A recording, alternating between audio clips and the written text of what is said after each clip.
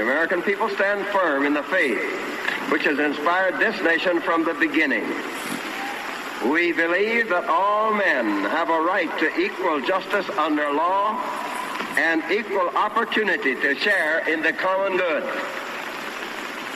We believe that all men have the right to freedom of thought and expression.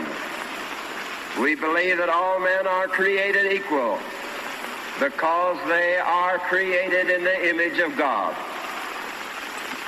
From this faith, we will not be moved.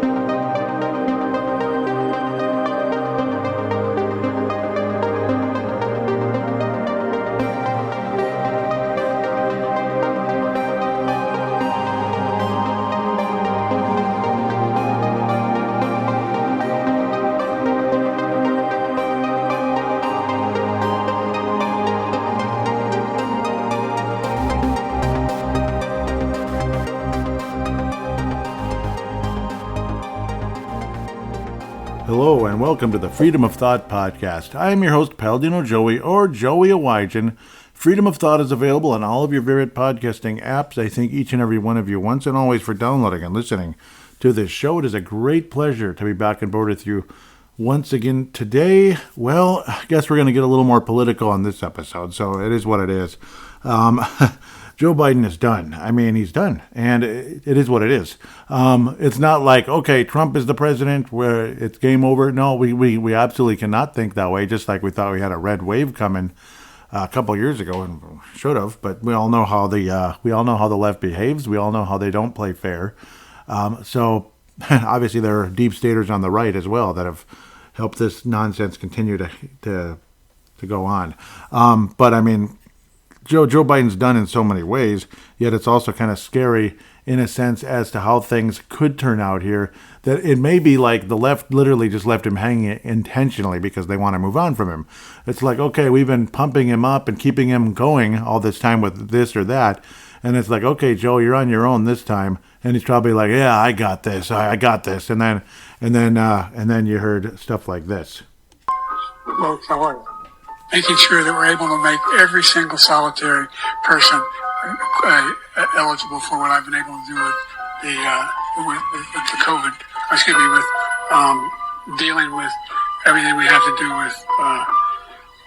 Look, if we finally beat Medicare, we're trying to provide housing for Black Americans. The impact on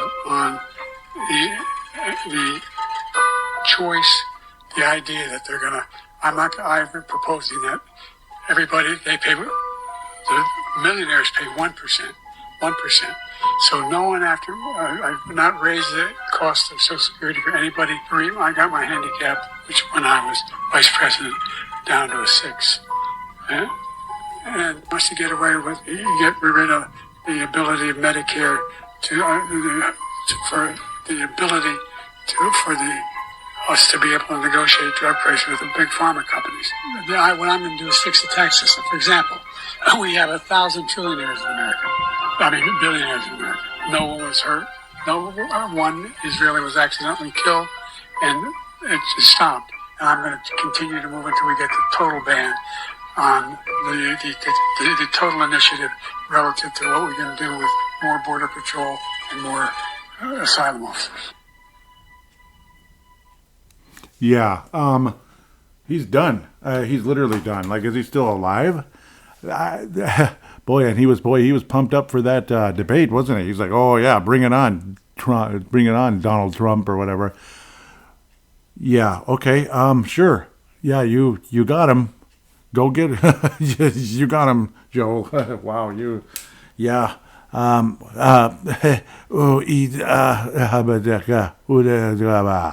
was, I mean, just the expressions on Trump's face. He wasn't trying to make a scene. That's the whole point, which is actually really impressive with how Trump handled this debate. Back in 2020, they were both talking over each other, and I can understand that was a massive turnoff. It was just, no, but this, and it was obnoxious, and people did take it as, yeah, it was, it was a huge turnoff for people that were kind of in the middle. This time around, Trump was about as presidential as you can be in a lot of ways, when you consider he just kind of let Joe do his thing, and then just like when Joe would pretty much lose his train of thought, like literally every 2 or 3 seconds, Trump would kind of turn and be like, "Really? What the hell?" It was kind of funny, and he didn't do it to be funny. It was just like, wow, he really isn't there. He's not there. That was the real Joe Biden, folks. The real Joe Biden, please stand up. Yeah, and I do not like Eminem at all, but I did use that quote just now.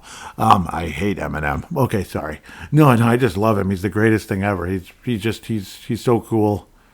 Yeah, sure he is. No, and Joe Cool isn't cool either. No, he's really not. At least not this Joe Cool. Yeah, I mean, he literally sounded like somebody that maybe just got out of bed after a massive hangover or something. And not that I would know anything about hangovers, thankfully. Thank you, Lord, for that. But that's what he sounded like. Just like literally no train of thought. Just kind of nothing there. And this is like the ultimate, like, I'm going to stick it to Trump here. Obviously I'm way better. I have way more going on. But that's kind of what the debate was like, back and forth, on and on and on and on throughout the entire debate. Trump was presidential. Trump was solid. And he came in with the approach of, hey, this guy's the worst president of all time. And there's just no doubt about it. Cutting off the pipelines, cutting and running from Afghanistan. Like, you got to leave slowly and gracefully. You don't just cut and run and then leave people there hanging and leave billions and billions of dollars of weapons and artillery there for terrorists to take. Smart stuff. It was literally like that. All of that was intentional, because it probably was. As senile and lost and gone as Joe Biden is, all of that was intentional. And of course, he is taking orders from his former president cohort, Barack Obama. And I got to think that people like Barack Obama and others that are, literally running the Democrat Party, the shadows in the wall, so to speak, that are running the Democrat Party, are literally set Joe Biden up that way, instead of like pumping him up like they did in 2020, because, the number one goal there was to get Trump out of office. Whereas in this case, it's also to push Biden out, but to get, hopefully, in their mindset anyway, a better candidate that can keep Trump out of office. Right now, ultimately, at the end of the day, put it this way, if everything was pure and honest, start to finish, this would be one of the greatest landslides of all time, regardless who would take over for Joe Biden. Not just Joe Biden, not just if it was Trump versus Biden. I mean, it would be a legendary landslide. There's even a chance Trump could win in Minnesota. Whereas, like, places where I work and the Twin Cities in general, I'm kind of stuck in this environment where how the heck could a Republican ever win in Minnesota? It's possible. In the Twin Cities, no, probably not. Like 1 in a bajillion chance, because the Democrats here just keep digging in deeper and deeper and deeper, and they're becoming more and more hardened. Their hearts are becoming harder towards just being the left, pro-abortion, farther and farther after birth. They're further and further about that, like stuff like that, like more and more abortions, abortion, gay. I mean, I've gotten to a point where I call Golden Valley Rainbow Valley. That's how pro-gay Golden Valley has become, and how many there are. I have nothing against the person. It's the behavior and the mindset that I disagree with. I have nothing against the human being at all. Nothing against. I mean, I've gotten along with plenty of people that are, you could call them homosexual. I've gotten along with them, but at the same time, I fundamentally disagree with the way they live their life. I'm sorry, I fundamentally disagree, but that does not mean I hate them. It does not mean I want anything to do with any type of group that would want to like harm them or anything like that. No, I have absolutely no desire to harm anybody, but fundamentally disagree. Yes. Would I, if I was a baker, would I bake a wedding cake? No, I wouldn't. And if you have the right, and if you have the right, which you should, in a free country, to say no, yeah, I mean, you should. Yeah, I mean, I would say no. In a fascist country where it's like bake it or die, basically, I don't know what else to say. It's just ridiculous. I mean, I would hope it never got to that point. That would be pretty bleeping ridiculous. But no, I mean, there is no way Joe Biden's even a president at this point. It's got to be, somebody else pulling the strings at this point. I mean, it probably always has, but a lot of people think Jill Biden is kind of secretly running things because she kind of has to. And both of them are both of the Joe and Jill Biden are insanely power hungry, power mad. It's sad, but they truly are. Anybody that is power hungry should never be a leader. Not in the workplace, not in the playground, not on a sports team, not owning a franchise, not running a country, not being a senator, not being a dog catcher, whatever. You should, if you crave power, step aside, bub. You have no business having power. If you crave power, you don't deserve power. You have no business having power if you crave it. And quite frankly, that's how I see the Bidens. They crave power. And you know who else craves power? And I mean craves power? Barack Obama. Barack Hussein Obama. Barack Insane Obama. And I think Kamala Harris obviously craves power. You can see it, even though she's just a clown. And it's not because she's a female. Let me tell you. There are plenty of females of white skin, of color skin, of Asian, whatever the heck you want to say. That would be awesome as a vice president, maybe even as a president, as a governor, as a senator, a congresswoman, a congressperson, whatever you want to say, a supervisor in the workplace, a manager in the workplace, a director in the workplace. If you have the right attitude, good for you. If you have a rotten attitude and you're just there for power, like girl power, we run the place, get the hell out of here. Pardon my French. Just go. I want no part of that nonsense. Absolutely none. Anybody that craves power is a complete idiot. And again, you're just nothing but trouble. You're literally nothing but trouble, and you're going to destroy whatever entity you're trying to lead, be it the country, be it a tiny little Dairy Queen somewhere in, Rush City, Minnesota. I don't even know if they have a Dairy Queen, but I'm just imagining, something like that. A tiny little place. If you're just some power hungry jackass, get the heck out of here. Just go. Heck, even doing DoorDash, there was this manager. Nope, I'm going to do it this way. We're doing it this way. Screw the delivery people. They can just stand there for 40 minutes if it takes. We're just going to help the people that are inside that just got here rather than this other person that ordered this food like 40 minutes ago because I'm running the show. That's where power-hungry people fail because, you're losing customers that are ordering delivery when you do stuff like that. You're screwing over the people that ordered something long ago because of your stubbornness and your arrogance. Stupid. I even witnessed that driving DoorDash about a year and a half ago, and my jaw dropped. Like, I can't believe what I'm watching. Is this person an idiot? So, just a complete idiot. So, it's stuff like that. Just a minor thing, something as small as that shows you where being power hungry can really mess things up and send you in the wrong direction. So, before I forget, I've already put the Joe Biden thing in there, but that was just live here because it's the only way I can really do it. I apologize for the guerrilla-style audio there, but it's the only way I can officially do it right now.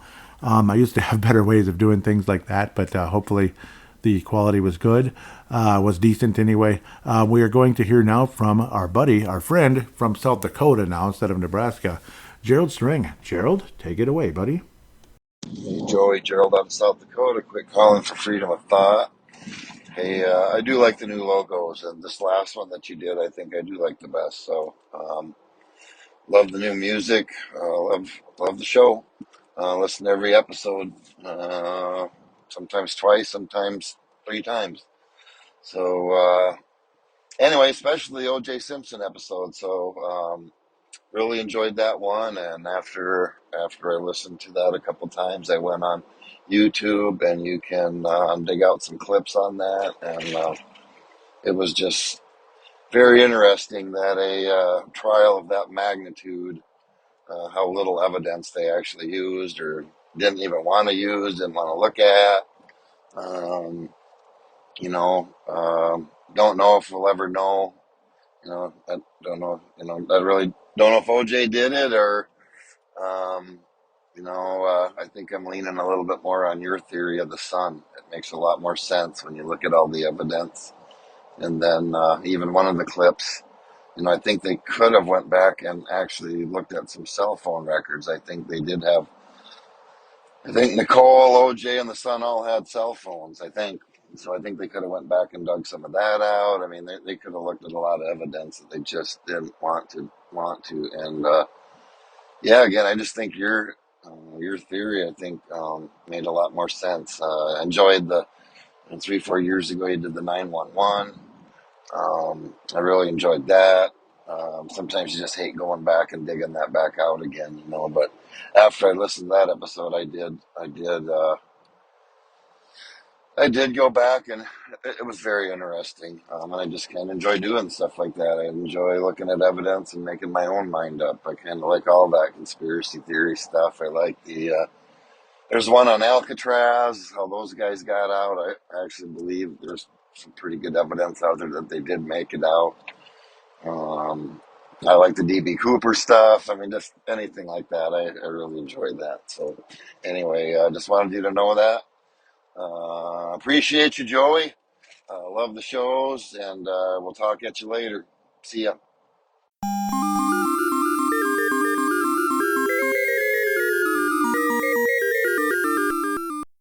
Thank you so much, Gerald. That was awesome. Really appreciate that. And I'm glad you like the new logo. Anybody out there also that wants to comment one way or another on the logo, I've made a couple changes here. It started from the flag with a turquoise freedom of thought, and then got to the misty forest with kind of like the horror movie lime green freedom of thought. Horror movie font. That was the mistake. I mean, I should have changed the font. The background was pretty cool. This one looks more kind of a Lord of the Rings-ish looking mystic forest with kind of a turquoise and British kind of Legend of Zelda-ish font and such. So hopefully you guys like the logo out there. Thank you, Gerald. I'm glad you do. I was hoping. I know Paul said he likes the other one more. Not because of the horror movie looking font, like Friday the 13th look, which, again, that was the mistake. Yeah, if I could bring that other font, but I can't find that other background anymore for some reason. I can't find it, which is really annoying. But yes, I know Paul Caniff will talk about the Mandela effect someday. He has a ton of knowledge. That's another thing. But yeah, the other two items, I forgot what the second one you said, but I know you mentioned Alcatraz. That could be an interesting topic someday to bring on the show. Maybe even have you on to talk about that one. We'll see. Otherwise, again, yeah, I have to do some research on that. I don't have much knowledge on that one at the moment, but do some learning. Holy cow, maybe it's pretty amazing. I'm sure it is. Maybe we'll talk about JFK off and on. I brought it up a little bit. Obviously 9/11, like you said. And yeah, there's a lot there, man. The OJ case, yeah, talk about a lot. Holy cow. Yep, and William Deere, I believe, what is he, 86 years old now? Bill Deere, William Deere out of Texas. An amazing private eye who solved a lot of cases before the OJ case. His reputation was exquisite. And then it seemed like this OJ case kind of pushed him into being more obscure now, unfortunately, which is stupid because a lot of people write him off because, oh, he thinks OJ didn't do it. No, OJ did it. I hate that attitude. I hate it. It's so stupid. It's the same attitude that pretty much that the left does when you bring up anything about JFK, anything about 9/11, or anything else really out there. Pretty much everything is just like the news media is perfect and honest, and they bring the story and all that. You know, they bring you the story. A lot of them bring you the story that they want to bring. You know, it's a lot more opinion based and dishonest, and maybe New World Order based as well. You know, forced to tell the story a certain way. They're not really bringing you the full story a lot of times, in my opinion. Yeah, I mean the OJ case, yeah, incredible. It's crazy to think how much information was covered up in that one, or was just pushed aside because OJ did it. OJ did it. And if they just started to open the door a little bit, even in some of the dispositions with Jason Simpson way back in 94, right about the time, you know, just maybe a week or so after the murders, the disposition, they started going down a road a rabbit hole. That's the best way to go. That's the term we use nowadays in the radio and TV and all that. The radio especially, and even when preaching and sermons, right, at church. Not me doing it, just, yeah. But the rabbit hole, they were thinking, so, yeah, they were asking Jason questions like his whereabouts and this and that. And then it's like, it was like almost like it's like they hit a wall, like they just kind of stopped suddenly, like, wait a minute, this is leading down a rabbit hole that we weren't planning on going down. Anyhow, thanks, Jason, for your time. Have a good one. Thank you, Jason. Really appreciate you. And it's like, really? You just stopped when they started going down a rabbit hole of, wait a minute, Jason had no alibi whatsoever. And he also was upset at Nicole. Interesting. He was upset, like, to a point, like, not like he couldn't believe she would do that. It just really hurt. You know, he was kind of like that. And it's like, you know, that she would stand him up like that when it was finally his chance to show people what he can do. Because he'd been kind of treated like the black sheep of the family forever. And finally, it was his chance to be the star. It was his chance to be the star. He got to be the chef for the family in front of OJ, Nicole, and others. And then she's like, no, we're not coming. No, I told you we're not coming. Just go away. You know, leave me alone. I'm going with Ron. You know, I'm gonna, you know, Ron's coming over or something. Or, yeah, we're going to the Mezzalina, I believe it's called, there where Ron Goldman works. And, well, and then one thing after another, you know, led to this and that. You know, one thing after another led to this and that. I remember, again, on the TV, the show where they were talking about it with an aged William Deere, where he presented to them like, hey, he got off early and had time. He had opportunity to get to Nicole's Sunset residence. And what the heck? He didn't have time, but then it's like, wait a minute, I can't believe we made it. Remember I talked about that on that episode? I can't believe we made it. And it's like, yeah, you did make it. Oh, but that's just luck, though. We just ran through red lights. Oh, I'm sure Jason was just driving all Sunday. Da-da-da-da-da. I'm sure he was driving like just all Sunday driver, like some, 65-year-old who has nowhere to be at 10 o'clock at night because they're just chilling. He's just chilling his way. Da-da-da-da-da-da-da-da. No, he was driving like a frickin' maniac because Jason Simpson was a maniac, especially when he was upset. Evidence shows that Jason Simpson was a maniac. He was absolutely running red lights. He was absolutely speeding. He was absolutely, he was angry. He was upset. He wanted to tell her off. Maybe not kill her. I'm sure he didn't want to kill her. I don't think it was first-degree murder. It was second-degree. It was rage. Like blankety blank, blank, blank. Lots of bad words were probably said. And one thing led to another. And he had basically not a seizure, but like a seizure, where you just kind of black out and go on an insane, violent outrage. And that's what happened. Unfortunately, that's my belief as to what happened to Nicole. But listen to the episode, OJ case, what really happened, ?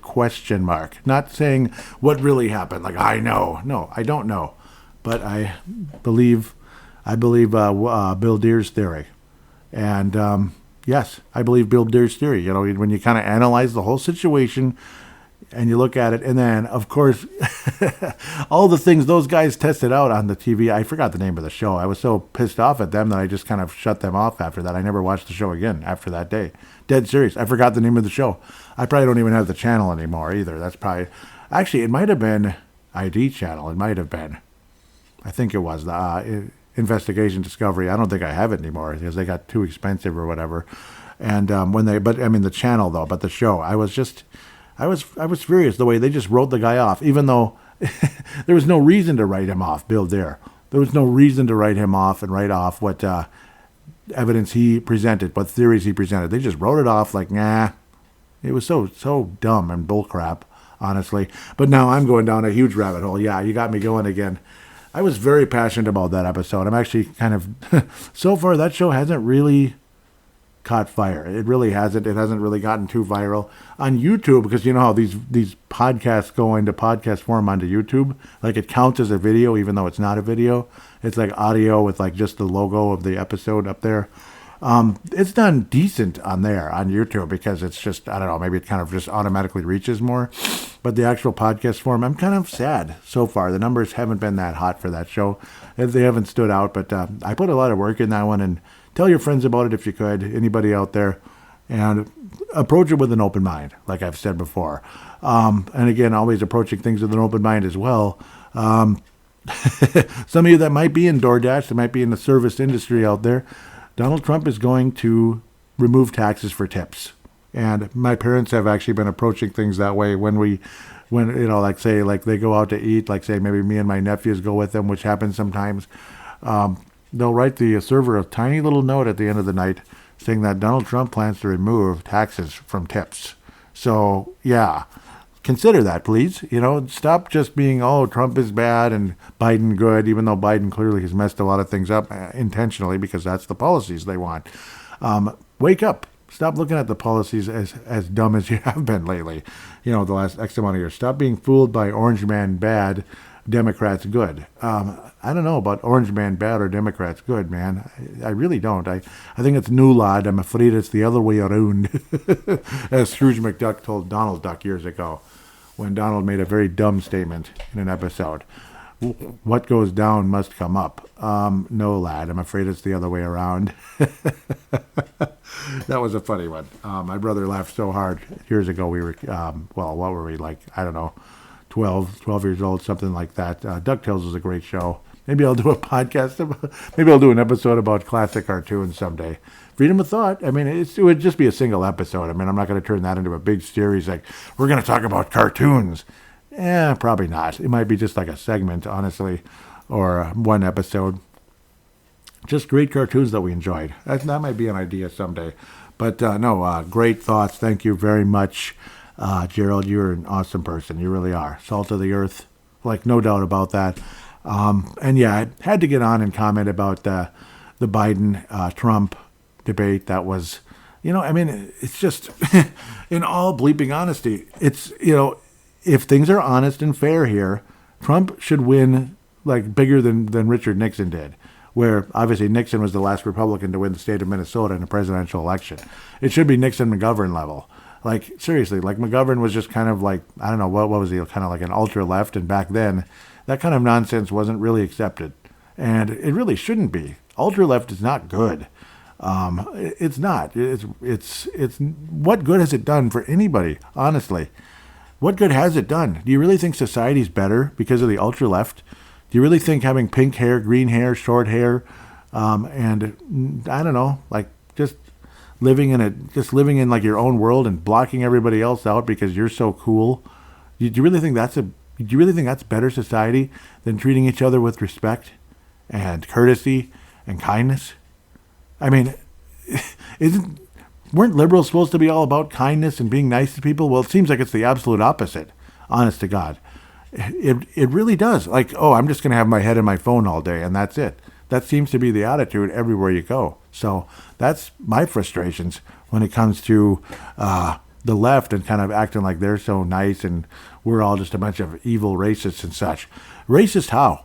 If Donald Trump and the, as we call it, MAGA Republicans or MAGA conservatives or MAGA whatever we are a cult and are so evil, why are so many black people on our side now? What do you think of that?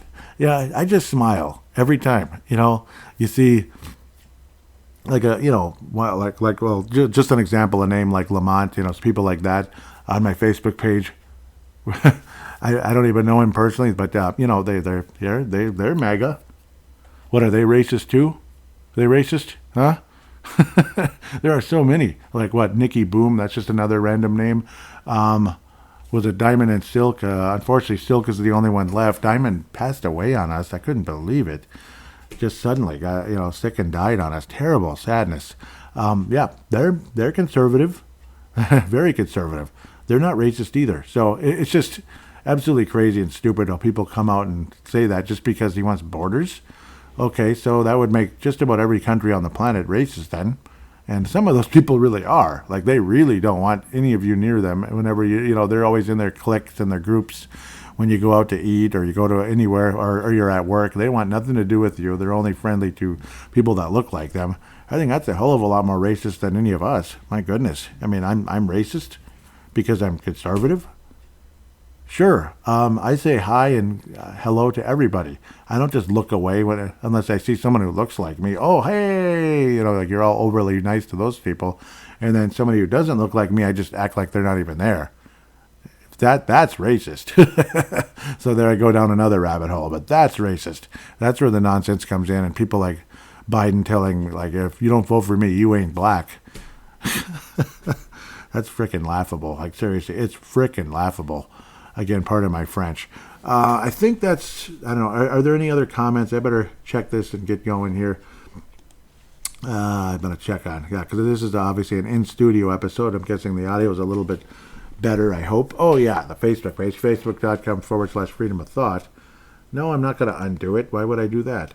Yeah, this is an amazing one. Obviously, the Happy Birthday United States Army. I read that in the last episode. Okay, so there's two men of color, George Floyd and Justice Clarence Thomas, side by side. Pretty big contrast there, huh? Ask yourself why you've been encouraged to look up to the man on the left, that'd be George Floyd, instead of the man on the right, Clarence Thomas. Exactly. Ask yourself. Seriously. And I hear people say, I hate him with a passion. You hate Clarence Thomas with a passion. Because of why? Because he doesn't agree with your warped point of view of the world and think everybody's an angry racist? Okay, well, sorry to hear that. Maybe you're the angry person because you're the one using the word hate. Oh, I think I gotcha. Gotcha! So here we go, another one. These are two men of color again. Make America Great Again, Trump hat. Or is it Trump 24, but it's red. Joe, with the Joe Biden logo or whatever. Joe and the Ho gotta go. Yep, Joe and the Ho gotta go. Joe Biden and Kamala Harris, yeah, who got up there by not being the most moral person, in my humble opinion. Did I say that out loud? I think I did. Yep, that was awesome. I forget if there was anything on Instagram. It might have just been I know Jessica Eiler liked the Floyd versus Clarence Thomas image. Jessica Eiler out of California, former classmate. Maranatha Christian Academy. Well, yeah, you could say classmates forever in a lot of ways. For about 9 years, first grade up until, yes, I do remember the exact amount of first grade up until, what year? Ninth grade. That's when I, unfortunately, left because private schools are too expensive. It's just, I wish they weren't, but what are you going to do? It's kind of almost like, I almost feel like a greedy person even being in a private school, but it was a nice Christian atmosphere, though, there's no doubt. I believe it's just a like. Yep, Jessica Eiler, thank you. And then the Joe and the Ho I just put up there. So there it is. Thank you very much for listening. God bless you guys. And yeah, I had to get something out there about this whole Biden situation. Is he going to just stay in there and Trump is going to crush him? Or are they going to try to cheat like we've never seen? I mean, they know they're going to lose, right? they know they're going to lose. I mean, even CNN was like, Biden got beat. Simply got thrashed in that. Even CNN was saying Biden got thrashed.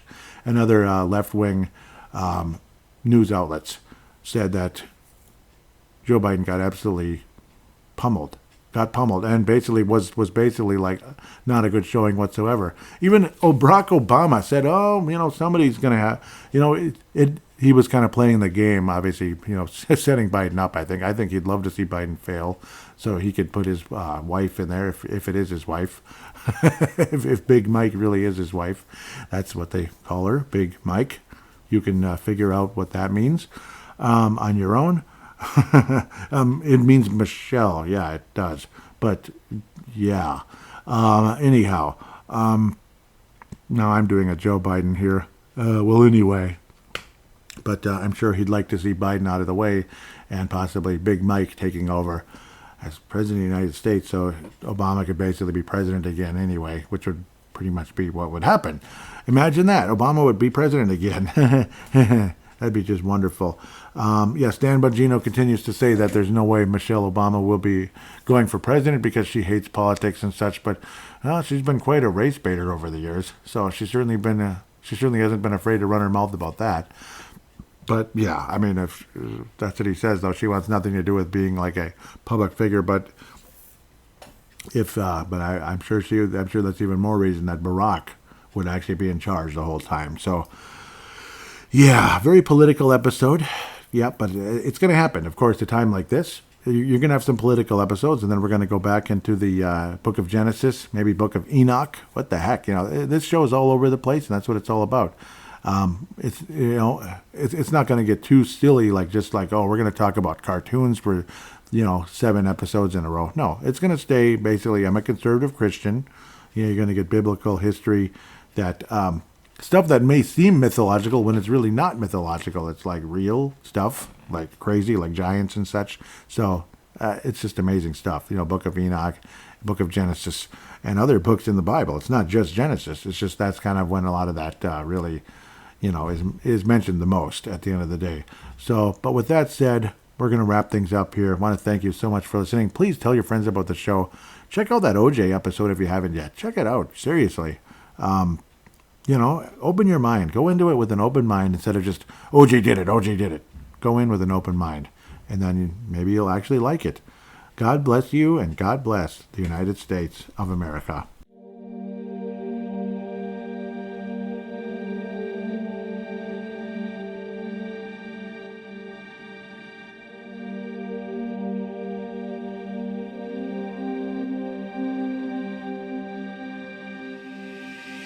you